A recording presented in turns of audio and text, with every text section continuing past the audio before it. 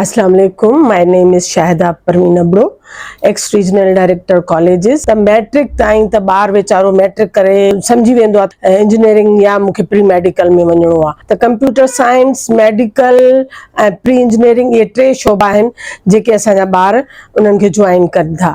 उन खां पोइ जॾहिं कॉलेज में ॿार ईंदो आहे त उनखे सम्झ में न ईंदी आहे ॻाल्हि त हाणे मूंखे छा करिणो आहे। असां वटि हाणे तमामु घणियूं फील्ड्स अची वियूं आहिनि। BBA आहे, उन खां पोइ कॉमर्स आहे, उन खां पोइ IT आहे, CA आहे। त गवर्नमेंट स्कूलनि में जेके ॿार अचनि था उन्हनि जा माइट बि ज़्यादातर पढ़ियल लिखियल न हूंदा आहिनि त उन्हनि खे गाइड केरु करे। जंहिं ॿार जो रुझान जहिड़े तरफ़ आहे ॿार खे उहा ई फील्ड पंहिंजी चूज़ करणु खपे।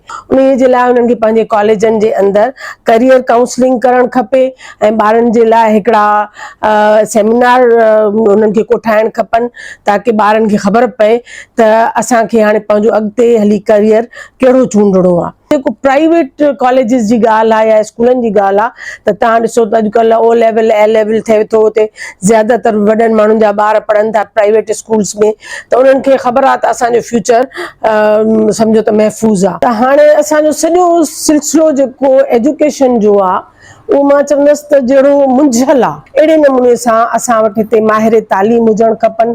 अहिड़ा ॼाणूं जेके वेही इन मामले खे ॾिसनि त कहिड़े नमूने सां इन उलझल मामले खे सुलझायूं ऐं सही तरीक़े सां ॿारनि जी एजुकेशन थिए।